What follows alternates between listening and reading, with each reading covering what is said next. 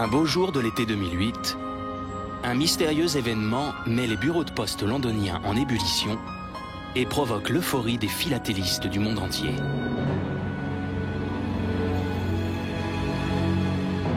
Depuis des générations, concevoir des timbres en Grande-Bretagne est toute une affaire. Ainsi, Sa Majesté veille-t-elle elle-même à ce que des règles très strictes en la matière soient appliquées. Avoir des timbres à son effigie de son vivant est notamment un privilège réservé aux membres de la famille royale.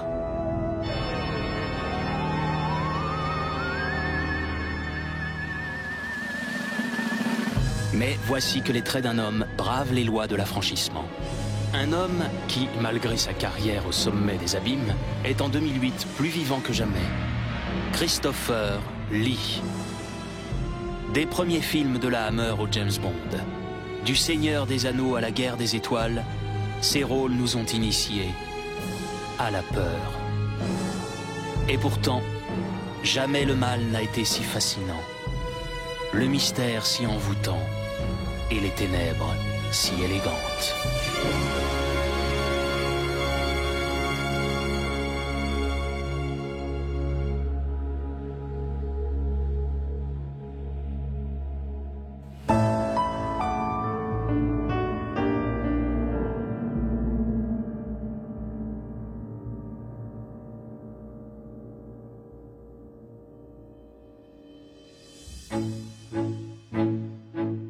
Plus de 60 ans devant la caméra, des centaines de rôles et le record absolu du nombre de films jamais tournés par un acteur.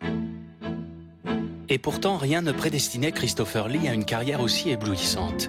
Malgré une grande diversité de jeux, sa carrière peine à démarrer. Il ne semble pas avoir les bonnes cartes en main.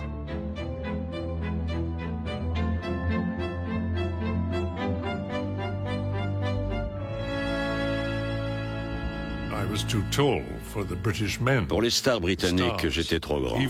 Elles n'aiment pas que le spectateur soit distrait par un autre acteur, qu'il soit plus grand, plus petit, ou d'une couleur de peau différente.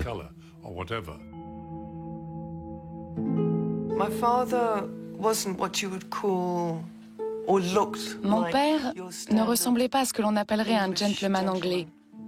Pour les autres, il était tout simplement trop typé pour les rôles. Bref, Lee, géant de 1,96 m aux origines italiennes, n'est pas assez british. Miss Maxwell, would you do me the great honor of singing for us? No. Oh, Nicholas, Augusta's been so kind to us. Go on, Helen, it might... Dans la peau d'Augusto, un propriétaire de nightclub, un petit rôle parmi tant d'autres, il passe encore. Mais l'acteur doute. Est-il vraiment fait pour ce métier? Thank you. Un jour, j'étais à une fête d'étudiants en Suède où je chantais des morceaux suédois. Quand un homme est venu me voir et m'a dit « Vous avez une voix, et vous en faites quoi ?» Eh bien, j'essaie d'être acteur. Alors il m'a dit « Ne perdez pas votre temps. Vous avez une voix. Servez-vous-en. Venez demain matin à l'opéra. Venez sur scène et chantez. » L'opéra suédois lui propose une formation vocale. Mais la vie à Stockholm est trop chère. Son rêve de devenir chanteur tourne court. De retour à Londres, Lee se bat pour s'en sortir. Il cherche à trouver son emploi. Une formation proposée par les studios de cinéma lui permet d'apprendre le maniement du fleuret. À l'époque, les films populaires de KPDP souffrent d'un manque cruel de jeunes talents. Un travail éreintant et non sans risque. Surtout quand on a affaire au roi du duel.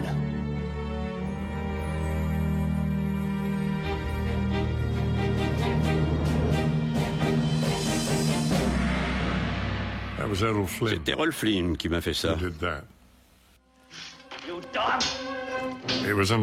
C'était dans le film L'Armure Noire. J'ai joué la scène entière avec sa doublure. Et j'ai vraiment tout fait moi-même. Tomber dans les escaliers, être jeté au feu, avec toutes sortes d'objets qu'on lançait sur moi. Mais je m'en sortais plutôt bien. Puis ils ont dit, maintenant on va chercher Monsieur Flynn.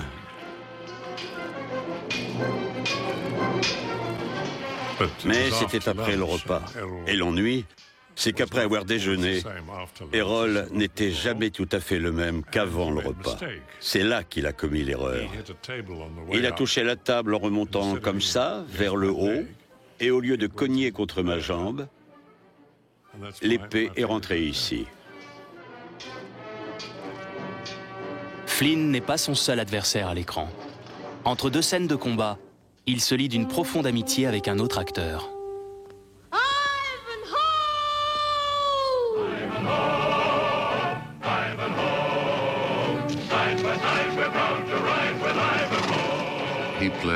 Il jouait le rôle titre dans l'épisode Otto le Hun. Otto the Hun. Otto. 1 year ago yesterday, one of my serfs escaped. I want him captured. A serf? Send one of your bailiffs. He is defended by a knight. A knight? Send 2 men. Or 3. Otto! This is the knight called Ivanhoe. Ivanhoe. Ivanhoe combat Otto le Hun pour gagner la liberté de son domestique, joué par Fawlty, un gamin de 14 ans de l'école d'art dramatique. On attendait que le soleil se mette à briller et que les nuages disparaissent, comme on sait si bien le faire en Angleterre. On attendait donc là, et il était vêtu de son tabac, avec plein de petits trucs teutons par-dessus. Et tout d'un coup sort de sa bouche...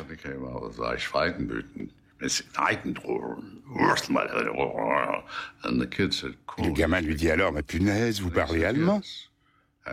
Et il a répondu oui, et français, portugais, espagnol, italien.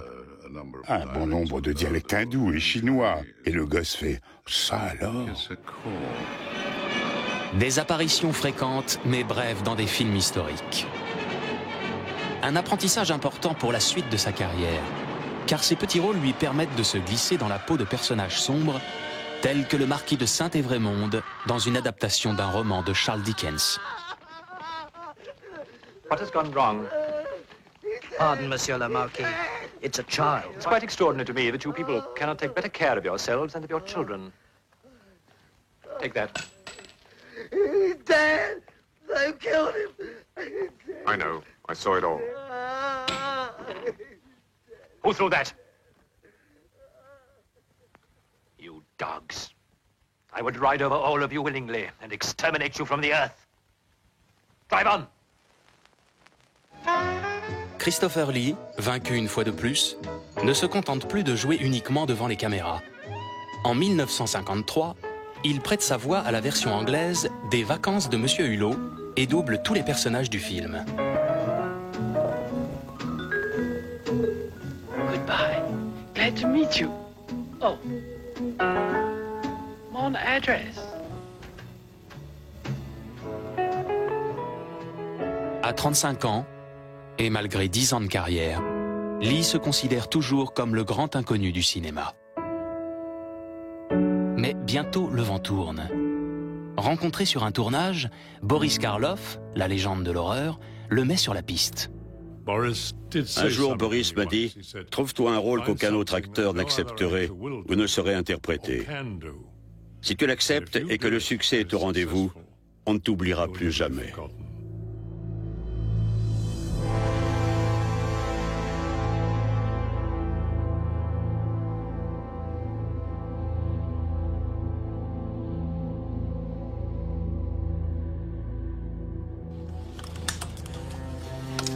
Au milieu des années 50, le cinéma en Grande-Bretagne plonge dans la crise. Un nouveau média fait son apparition.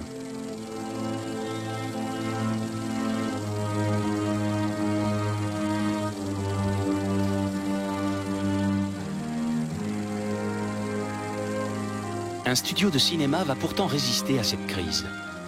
Ici, au studio de la Hammer, on réalisait jusque-là d'honnêtes petits policiers et des films de science-fiction pour le moins étranges. Situé juste à côté du château de Windsor, la Hammer prend pour décor des sites aussi majestueux qu'Oakley Court. Pour éviter la ruine, la Hammer veut ressusciter un genre de film délaissé depuis son heure de gloire dans les années 30.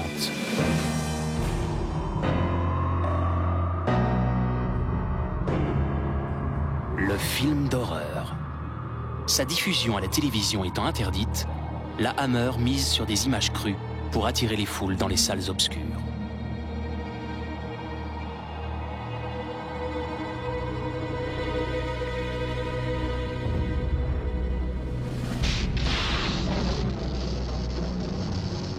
Avec Frankenstein s'est échappé, les laboratoires du studio posent les fondements du film gothique anglais.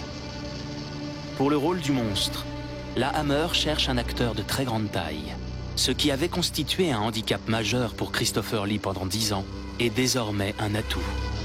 Mais quel visage donner au monstre? Les studios Universal, propriétaires des droits du masque de Karloff, interdisent à la Hammer toute reproduction. Après toute une série de tests peu concluants, j'ai fini par leur dire « Écoutez, cette créature est un patchwork de plusieurs personnages. Alors collez-moi sur le visage des lambeaux de peau. »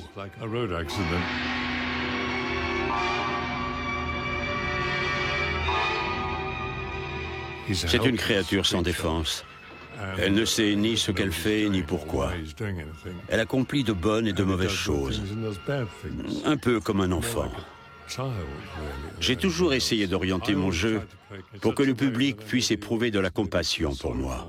C'est ce que j'appelle la solitude maléfique. Get up. Come on, get up.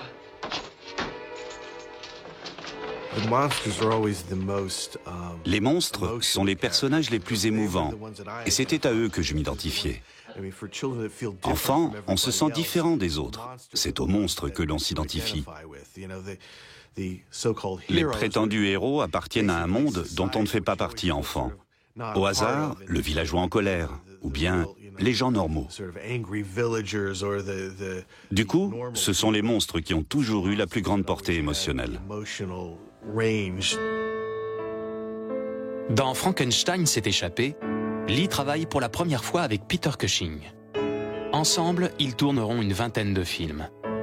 En général, Cushing est le gentil et Lee le méchant. La relation entre Peter et mon père était aussi intime que celle qui unirait deux frères. Ce qu'on voyait à l'écran était complètement à l'opposé de ce qui se passait dans la vraie vie. À la surprise générale, et malgré son modique budget de 65 000 livres, l'expérience Frankenstein bat des records d'entrée. La Hammer n'a pas l'intention d'en rester là. Dans le film qui suit, Christopher Lee n'apparaît que 6 petites minutes, suffisantes pour façonner son image pendant des décennies.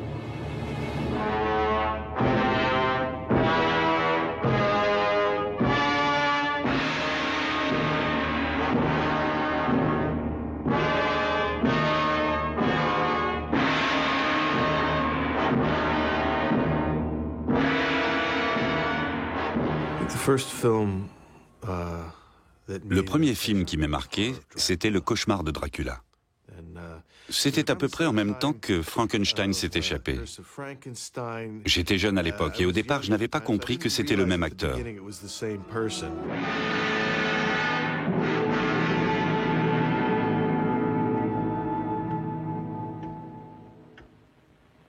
Mr. Harker, I'm glad that you've arrived safely.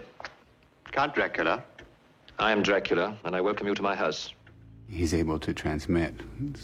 Il dégage quelque chose de si mystérieux qu'il vous est impossible de détourner votre regard de lui. Il avait quelque chose d'envoûtant. Il était terrifiant.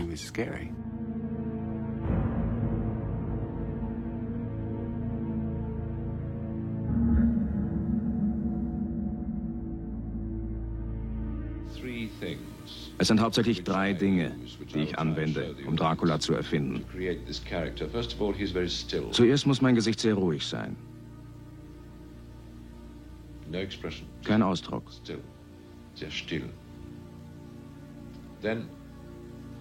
Dann wird sein Gesicht in gewisser Weise traurig. Es sieht ziemlich traurig aus. Aber dann, wenn er böse wird, werden die Augen strenger.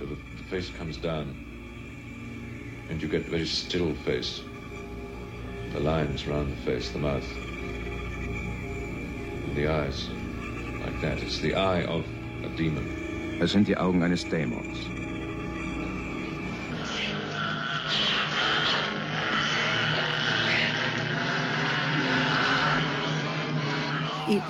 Les films étaient magnifiquement tournés. Ils utilisaient des couleurs très riches, de multiples nuances de noir, mais le sang, le fameux Kensington Gore, était vraiment très rouge.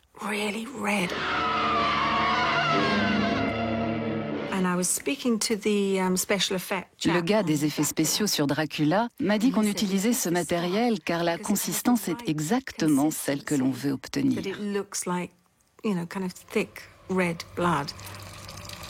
Le sang, un savant mélange de lait et d'épices pour gâteau anglais, n'est pas la seule nouveauté à l'écran. Un Dracula comme Lee, on n'en avait encore jamais vu jusque-là. Certes, il ne se transforme pas en chauve-souris comme le fantasque Bela Lugosi. En revanche, il confère au prince des ténèbres de tout nouveaux atouts. Élégance, style et sex appeal.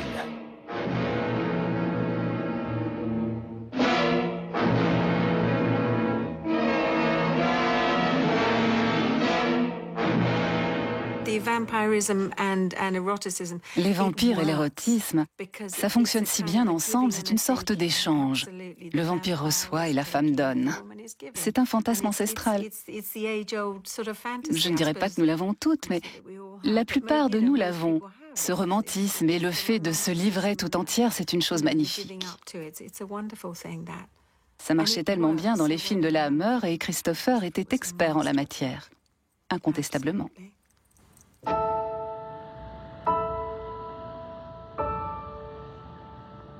Belgravia. Tapi dans l'ombre du palais de Buckingham, c'est l'un des quartiers les plus aisés de Londres.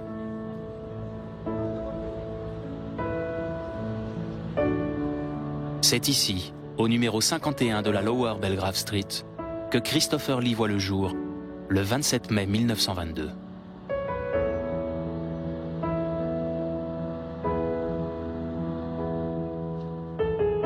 Son père est officier dans l'armée britannique et lieutenant-colonel au King's Royal Rifle Corps.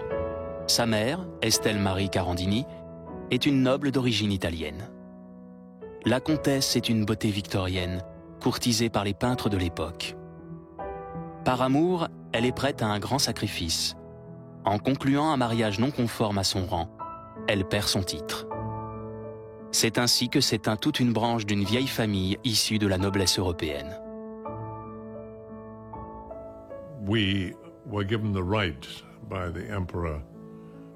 C'est Barberousse qui nous a donné le droit de porter les armes de Charlemagne.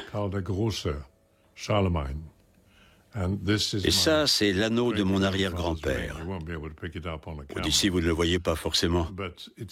Mais ce sont les armoiries du Saint-Empire romain. Il n'y a pas qu'en histoire que Lee excelle. Il se distingue aussi dans les autres matières, tant et si bien qu'il est admis à Wellington, une école d'élite. Son chemin semble tout tracé. Avocat, médecin ou diplomate.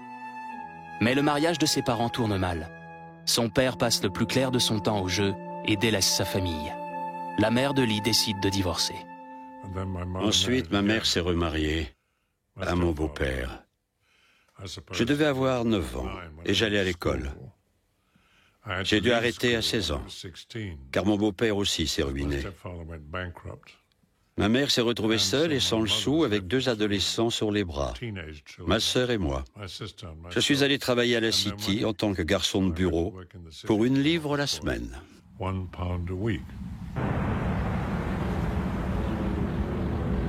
Quand en septembre 1939, la Grande-Bretagne et la France entrent en guerre, Lee décide de rejoindre la Royal Air Force. Il sera d'abord envoyé loin du front, en Afrique du Sud, pour une formation de pilote. Il participera ensuite à la reconquête de l'Europe depuis la Tunisie.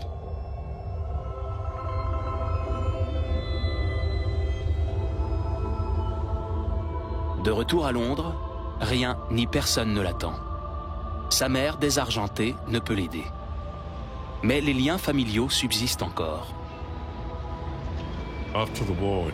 Un jour, en 1946, après la guerre, je déjeunais avec mon cousin Niccolo Carandini, qui était l'ambassadeur d'Italie en Grande-Bretagne.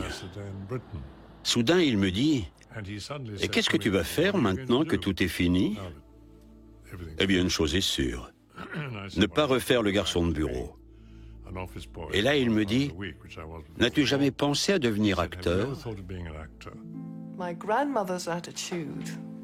L'attitude de ma grand-mère a été pour le moins théâtrale. Comment peux-tu, de tous les métiers, choisir celui d'acteur? C'est épouvantable. Quelle honte pour la famille. Mais je pense qu'elle a changé d'avis quelques années plus tard. Dès le début de sa carrière, Lee est conquis par le talent d'une star du cinéma muet.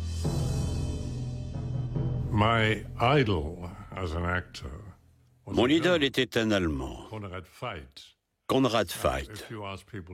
Mais si vous demandez de nos jours aux gens s'ils ont déjà vu un film avec Conrad Veidt, ceux de ma génération vous diraient « Oui, c'était un génie ». Il a fait beaucoup de films muets, et il a joué tous les rôles possibles et imaginables. Ivan le Terrible, Rasputin, et bien sûr Caligari, Yanouskov et l'étudiant de Prague. Tous des rôles de films muets. Et le Juif Sus, version originale du film britannique de 1934. Et L'homme qui rit de Victor Hugo, avec son rictus plaqué sur le visage, ce qui fait que quand il pleure, il continue de rire. Vous pouvez faire tout un tas de choses prodigieuses, sans même dire un mot. Conrad Veidt a incarné l'un des premiers personnages d'horreur de l'histoire du cinéma, le tueur somnambule Cesare.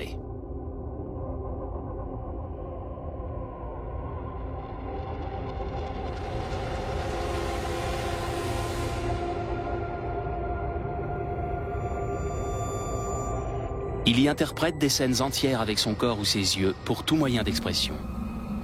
40 ans plus tard, le jeu de Christopher Lee dans La malédiction des pharaons présente de troublantes similitudes avec le rôle de son aîné. En regardant la carrière de Veidt, on voit que Christopher Lee et lui ont quelque chose en commun. Une très forte présence à l'écran, une certaine retenue dans l'interprétation,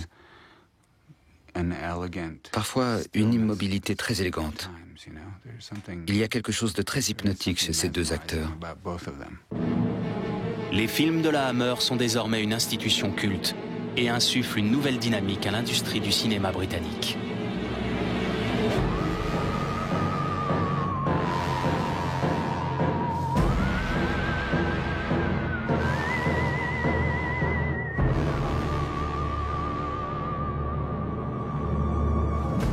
Mais leur valeur artistique n'est pas reconnue. Les films d'horreur étaient considérés comme des films de série B, ou pire encore. Mais pour nous, qui avions grandi en rebelles, on aimait ça.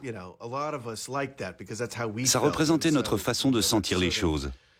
C'était eux les gagnants de nos Oscars.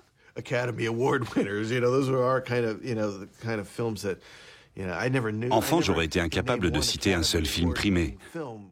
En revanche, des noms de films d'horreur, j'en connaissais des tas. Avec La créature de Frankenstein, Dracula et La momie, Lee accomplit à lui seul le triumvirat des rôles de monstres classiques. Il devient l'héritier de Bela Lugosi et de Boris Karloff.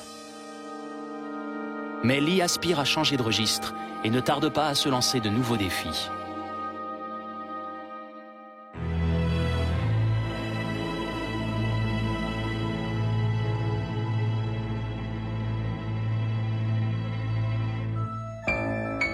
En 1961, Christopher Lee épouse le mannequin danois Gitte Krunke. Un amour qui durera toute une vie. Peu de temps après son mariage, le couple décide de quitter Londres. Ils sont partis vivre en Suisse car mon père voulait se rapprocher du cinéma européen. Et c'était plus pratique pour se rendre en Allemagne, en France, en Espagne ou en Italie.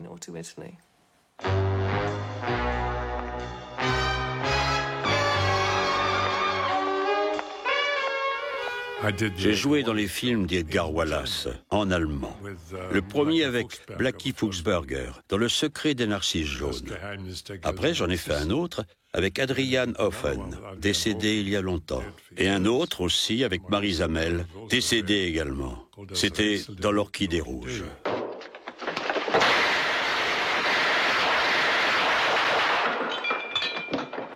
Dans les films policiers d'outre-Rhin, le rôle du méchant est déjà pris. Une aubaine, car Christopher Lee peut basculer dans le camp des gentils. Guten Tag, mein Herr. Womit kann ich dienen? Wissen Sie, was das ist? Ein Haussuchungsbefehl. Sie haben stets zwei Dinge bei mir gesucht, eine Schere und eine zerschnittene Zeitung. Und Sie haben weder das eine noch das andere jemals bei mir gefunden. Das ist nicht so wichtig. Viel wichtiger ist, dass ich Sie gefunden habe, Steve.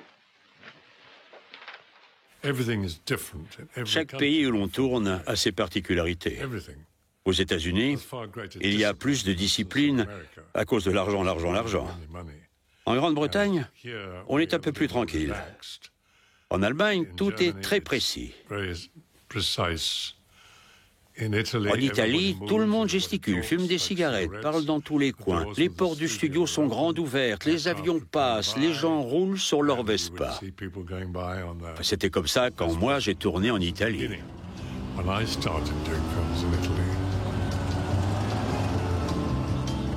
Alléchés par le succès des films de la Hammer, les Italiens veulent eux aussi surfer sur la vague du film d'horreur à leur manière. À Cinecittà, l'usine à rêves romaine, les péplums ont la cote, ce qui n'empêche pas le réalisateur Mario Bava de s'essayer à un genre hybride. Il se met à mélanger péplum et films d'horreur. Hercule, le gros costaud, doit maintenant jouer des points en enfer face aux vampires et à leur méchant chef.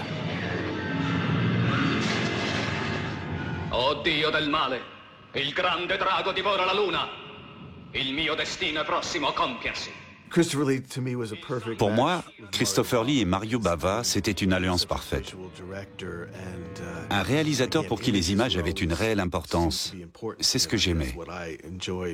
Pas uniquement les images pour les images, mais les images en tant que représentation émotionnelle et visuelle dans le cinéma, pour la force qu'elles apportent de manière générale, en émotion et à l'histoire.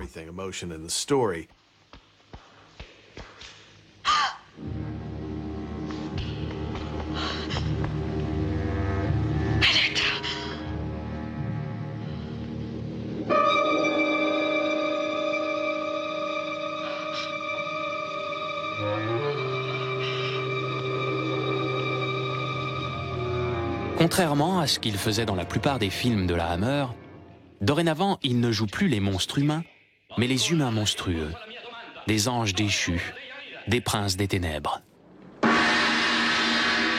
Les méchants joués par Lee sont complexes, distingués, et comme par hasard, souvent d'origine aristocratique.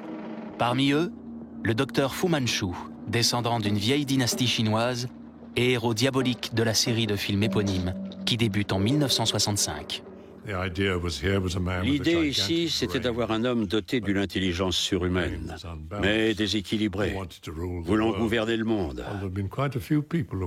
Il y en a eu d'autres qui ont voulu faire ça de leur vivant. Et vous connaissez leur nom aussi bien que moi. Attention. Attention. This is Fu Manchu. Stand by for an important message. I repeat. This is Fu Manchu. À la fin des années 60, Lee enchaîne les tournages qui le ramènent de plus en plus souvent en Angleterre. Mais les grosses productions, comme Les Trois Mousquetaires de Richard Lester ou La vie privée de Sherlock Holmes de Billy Wilder, sont rares. L'image de Lee risque de pâtir de cette surexposition en éternel voyou dans des films à petit budget. Quand il parle de certains moments difficiles qu'il a connus, c'est facile de lire entre les lignes. Il a tendance à en parler à la légère, à blaguer.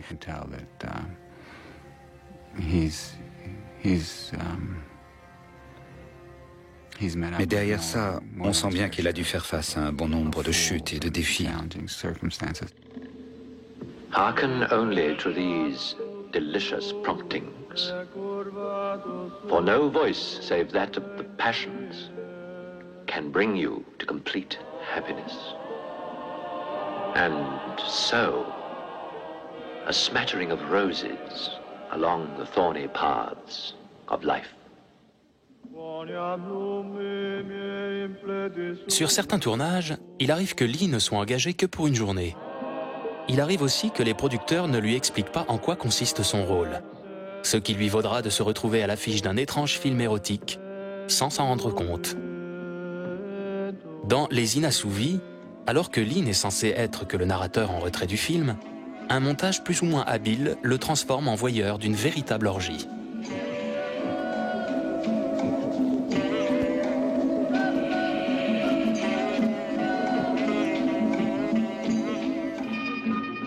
Jusque-là, le cinéma tentait de repousser toujours plus loin les limites du sang et de la violence. À présent, en pleine révolution sexuelle, il a trouvé un nouveau sujet tabou, la nudité.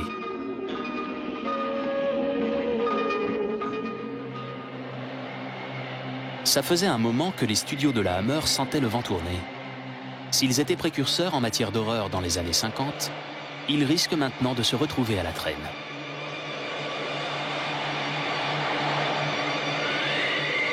Pour rester dans la course, au moins financièrement, les studios placent tout leur espoir dans le retour de leur acteur prodigue, celui qui a autrefois forgé leur succès.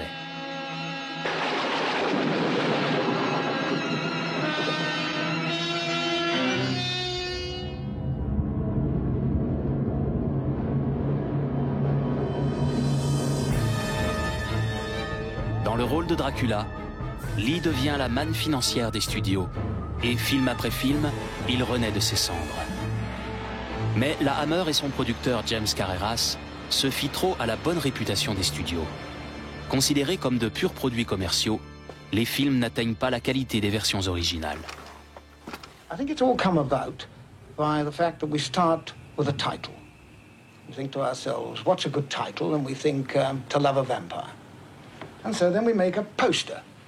And with this poster, I go around and see these distributors and say to them, how would you like to have a picture called To Love a Vampire?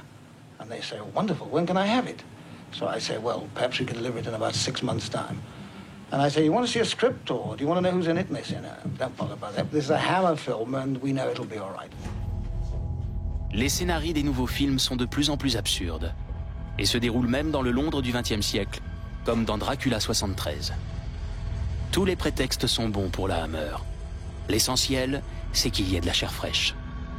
Même si Lee se voit offrir des tas de jolies jeunes femmes sur un plateau d'argent, les crocs n'y sont plus.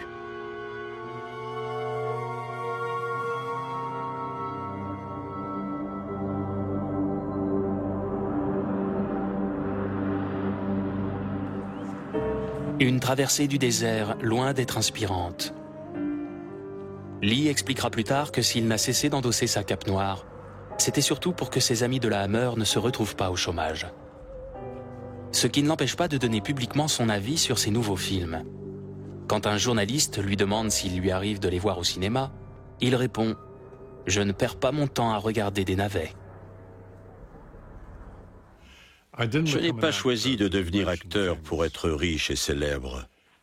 Ce que j'aime, c'est présenter au public des personnages originaux. Et surtout, des choses susceptibles de le surprendre.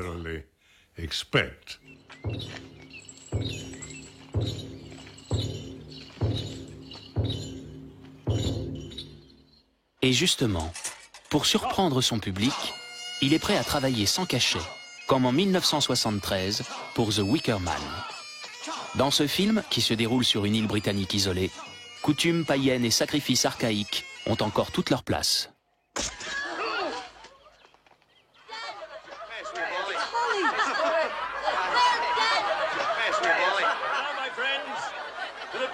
The Wicker Man est un de mes films préférés avec Christopher Lee et l'un de mes favoris en général.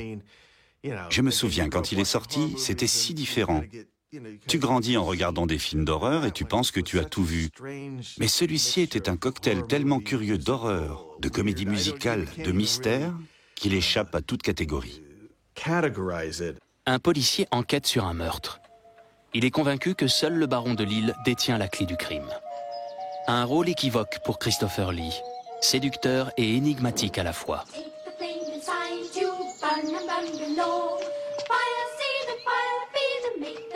Your lordship seems strangely unconcerned. I'm confident your suspicions are wrong, Sergeant. We don't commit murder up here. Think! Just think what you're doing! Think what you're doing! Le policier découvre qu'il est tombé dans un piège, mais bien trop tard. Le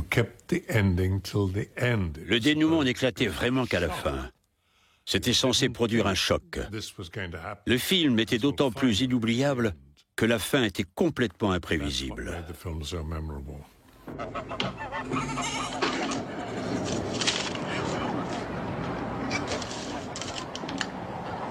Mighty God of the sun, bountiful goddess of our orchards, accept our sacrifice and make our blossoms fruit.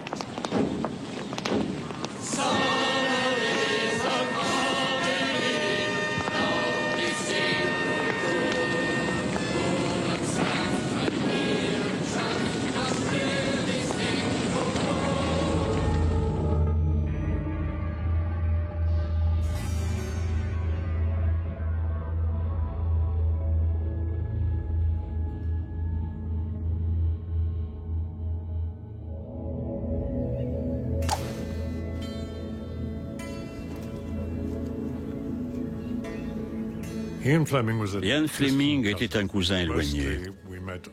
On se voyait la plupart du temps sur le terrain de golf. Un jour, il me dit « Tu as lu Dr. No ?» Je réponds « Oui ». Il me demande si j'aimerais jouer Dr. No.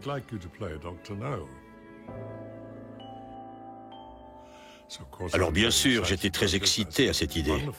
Ce serait fantastique, Ian. J'adorerais l'interpréter. Mais quand il s'est enfin décidé à en parler au producteur, c'était trop tard. Ils avaient déjà demandé à un autre acteur. Malheureusement, en 1974, Ian Fleming n'est plus de ce monde pour voir son cousin jouer dans un James Bond.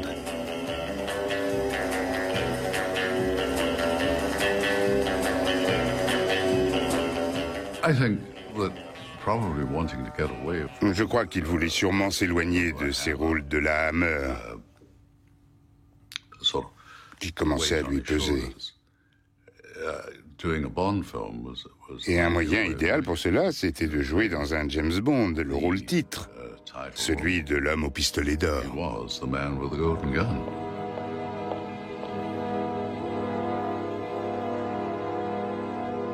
Scaramanga était probablement la réplique la plus longue que j'ai jamais eu à dire dans un James Bond.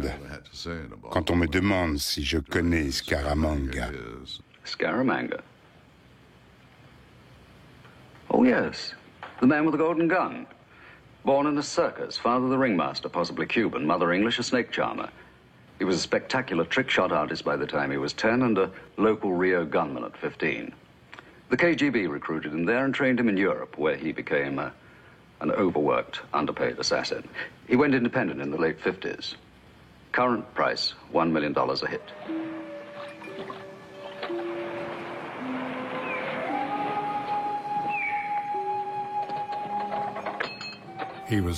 Il était très charmeur, amusant, sarcastique, plein d'esprit, mais absolument létal, très dangereux. D'une certaine manière, c'était le côté obscur de Bond. To us, Mr. Bond, we are the best. Ready? Are you ready, Mr. Bond? Ready? Il était fantastique dans ce rôle, et c'est ce qui lui a permis de faire un grand pas en avant dans le business. Jouer un James Bond, c'est jouer dans la cour des grands. À la même époque, une nouvelle vague secoue le film à frisson. Des films comme Carrie ou L'Exorciste remettent l'horreur plus que jamais au goût du jour. Et la violence s'emballe. Cannibales, zombies et tueurs fous n'ont plus rien à voir avec les gentils contes d'épouvante de la Hammer.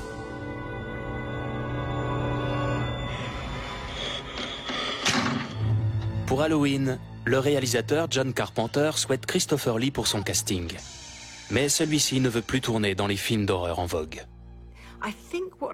Les films de la Hammer avaient un côté mystérieux qui fait totalement défaut aux films actuels. De nos jours, les films d'horreur montrent absolument tout. On ne vous épargne aucune atrocité. En revanche, les films d'angoisse classiques avec Christopher Lee et Peter Cushing jouent toujours avec l'imagination du public.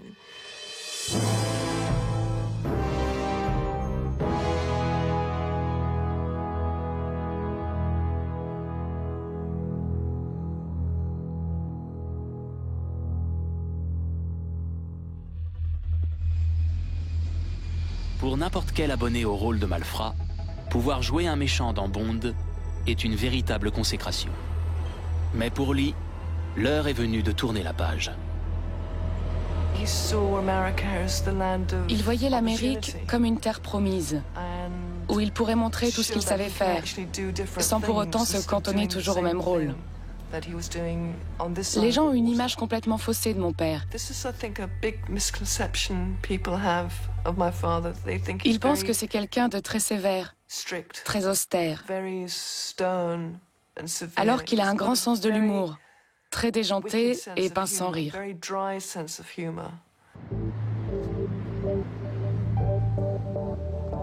L'Amérique offre à Lee de nouveaux défis. Pour l'instant, il n'a pas encore fait ses preuves sur le nouveau continent. Un coup de pouce lui viendra de manière tout à fait inattendue.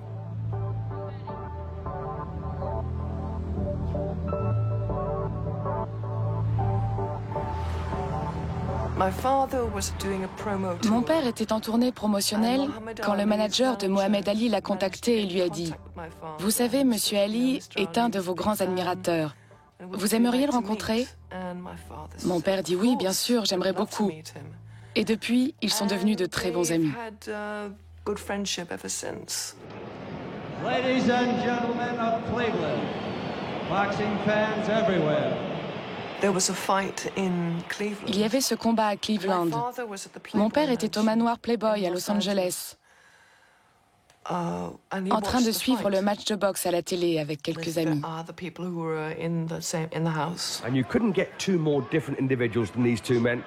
Weapon up, crude, often ugly at times. Doesn't look the part, and look at Ali, sweet as a nut. Monsieur Ali venait de gagner le combat et un journaliste lui a demandé s'il avait quelques mots à dire. Il dit alors « Oui, j'aimerais remercier mes fans, mais aussi Christopher Lee, qui a suivi le match quelque part ce soir. » Mon père se dit « Oh mon Dieu, c'est un coup de pub qui vaut des millions !» Lee reçoit de toutes nouvelles propositions.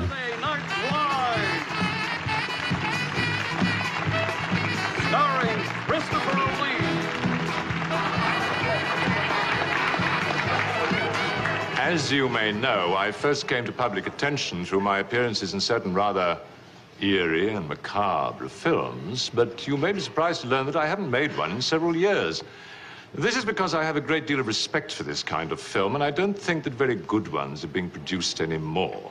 Week after week, I find myself receiving scripts like The Creature from the Black Studies Program.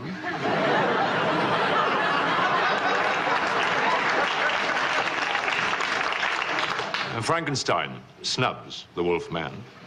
And of course, Dr. Terror's House of Pancakes. La chose la plus importante qui lui soit arrivée en Amérique, c'était de participer au Saturday Night Live. C'est toujours le troisième show le plus regardé. 35 millions de personnes étaient devant leur écran cette nuit-là pour voir si je savais aussi être drôle. Lee a maintenant le droit de jouer les héros. Dans un film catastrophe, genre assez populaire à l'époque, il met sa vie en péril pour sauver les passagers d'un avion. Karen, it's going to be all right. Leave me. Just for a minute, just don't leave me alone. But, Karen, there are injured people here who need help.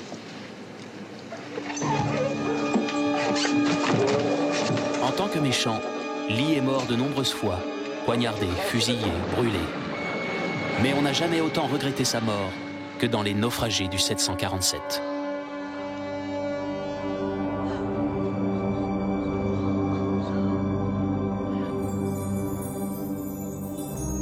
Steven Spielberg fait jouer Christopher Lee dans 1941. Mais cette comédie sur fond de guerre est un échec commercial. Bien que Lee ait démontré sa capacité à interpréter les personnages les plus variés, le Hollywood des années 80 ne sait toujours pas lui offrir des rôles à sa mesure.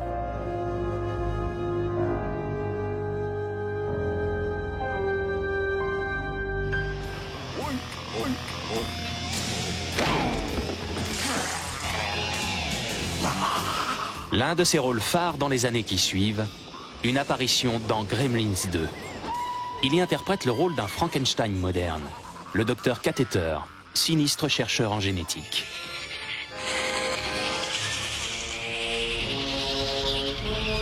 Un personnage qui n'est pas si éloigné de ses rôles d'autrefois.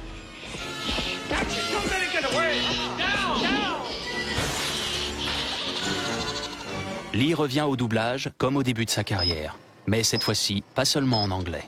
We shoot, it's loop 920, Unicorn. 29.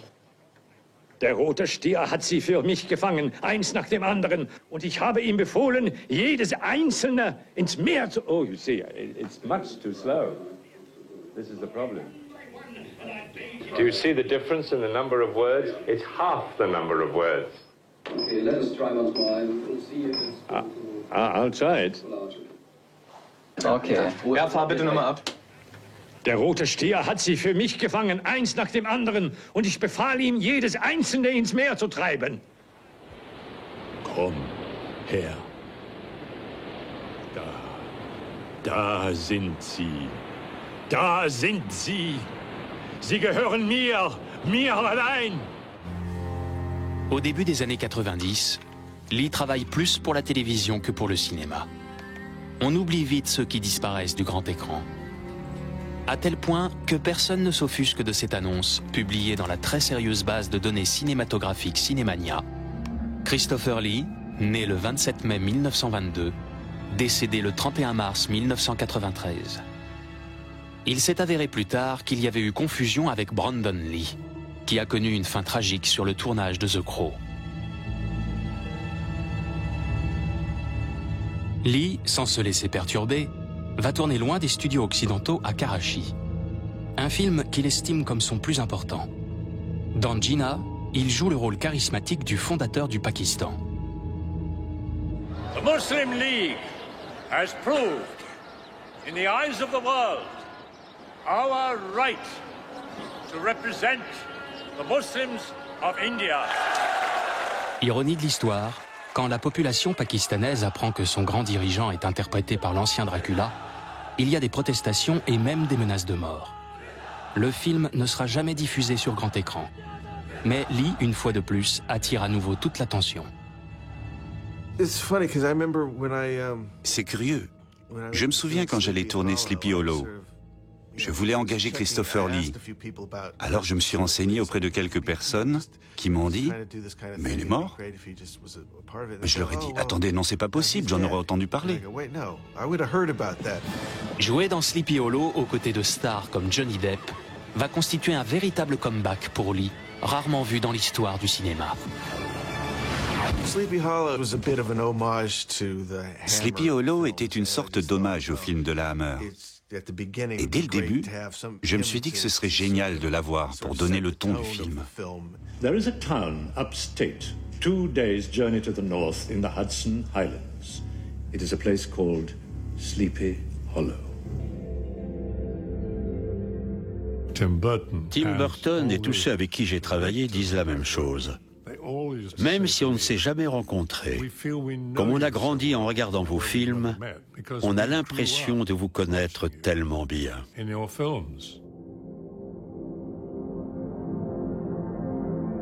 Sleepy Hollow a vraiment fait redémarrer la machine, pour ainsi dire. Et depuis, il ne s'est plus arrêté. Surtout avec Le Seigneur des Anneaux et Star Wars.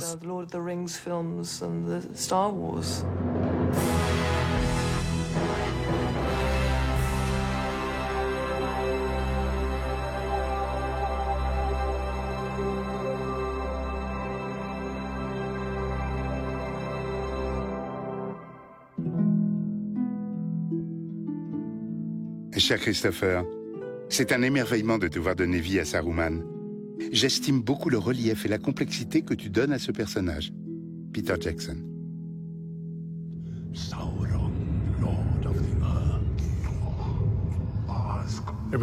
C'était un rêve qui se réalisait.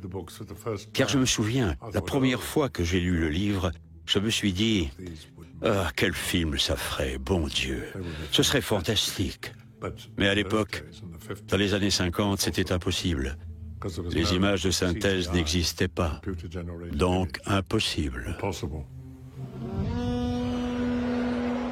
Grâce aux technologies les plus modernes, Christopher Lee peut maintenant diriger toute une armée de méchants. A new power is rising. Its victory is at hand. He really was by far. Il était de loin la source d'information et de documentation la plus fiable sur le Seigneur des Anneaux. Ils auraient dû l'engager comme consultant. Au début des années 2000, les films fantastiques ont enfin conquis le grand public, avec Christopher Lee pour doyen. Much to learn you still have. It is obvious that this contest cannot be decided by our knowledge of the Force, but by our skills with a lightsaber. Aucun autre acteur n'a fait autant de combats à l'épée que Christopher Lee. Ce record sera couronné par un dernier grand duel qui n'a plus rien en commun avec les combats d'homme à homme.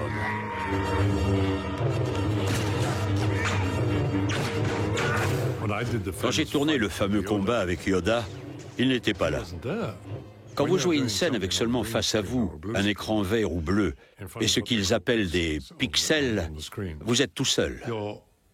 Alors George m'a donné des instructions et j'ai reproduit tous les mouvements du combat avec le sabre laser.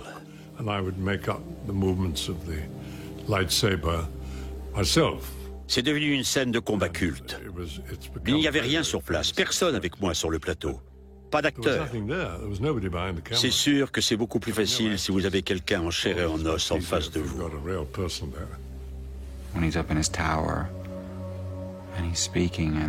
La scène où il est tout en haut de cette tour, construite pour le tournage, et où il fait ses imprécations, a été réalisée dans un parking.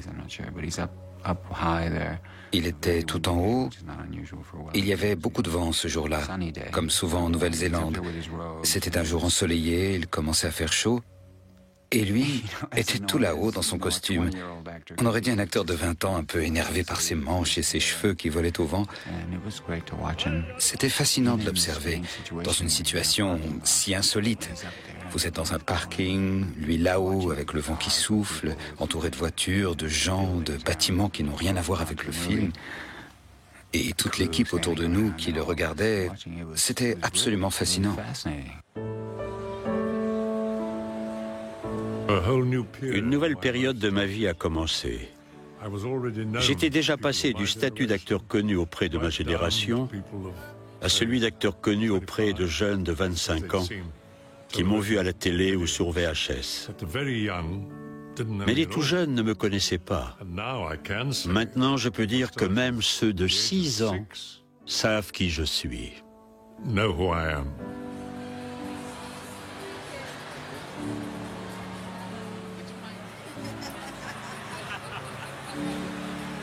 À 80 ans, Christopher Lee occupe enfin la place qu'il mérite depuis toujours, celle des grandes étoiles au firmament du cinéma.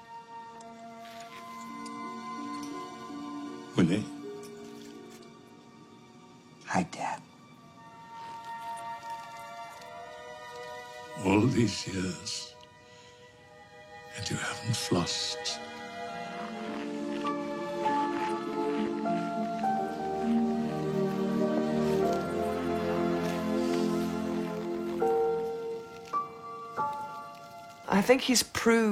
Il a montré tout ce dont il était capable.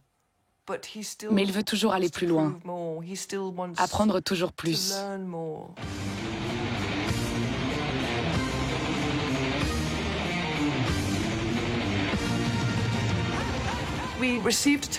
On a reçu un coup de fil d'un certain Joey DiMaio. Il a demandé si ça intéresserait mon père de participer à un album de heavy metal.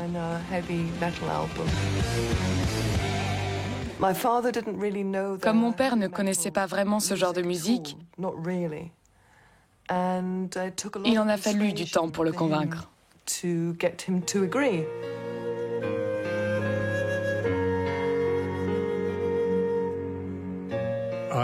J'ai beaucoup travaillé avec un groupe heavy metal, Rhapsody.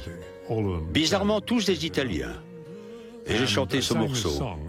C'était un morceau lyrique, mais avec une base heavy metal.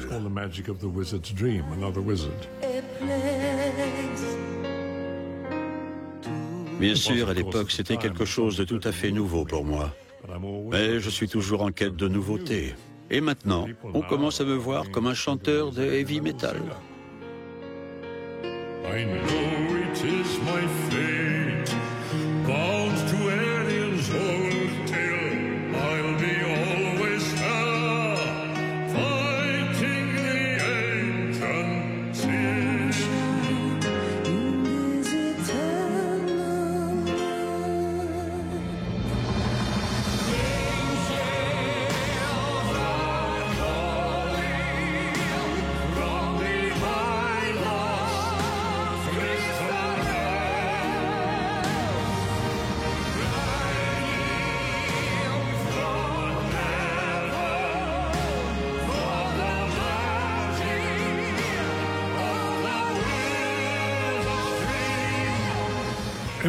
Chaque rôle est intéressant, à condition de pouvoir en faire quelque chose.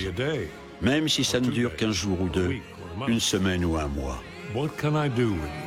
Le plus important, c'est de savoir ce que je peux faire de ce rôle. Est-ce que je peux apporter quelque chose à l'histoire? Ce je ne sais quoi qui fait que même le film, une fois terminé, les gens s'en souviendront. C'est mon critère. Même s'il n'y a qu'un jour de tournage, il faut que les gens s'en souviennent.